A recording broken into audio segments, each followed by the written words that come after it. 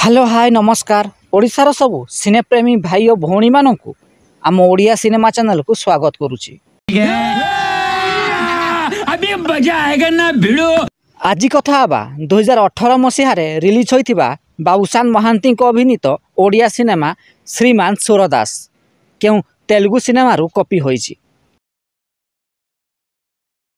2017 मसीह एक Telugu cinema release होइथिला jar ना थिला आधागाडू।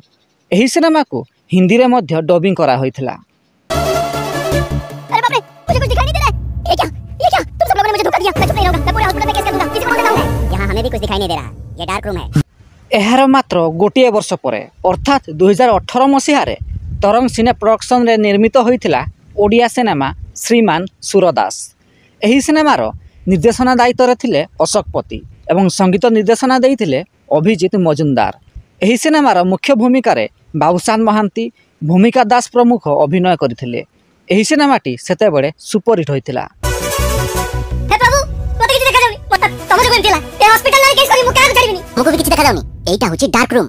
जदि वीडियोटी पसंद आस्थाय तेबे लाइक शेयर एवं चैनल टी को सब्सक्राइब करिया को जमारू भूलिबेनी।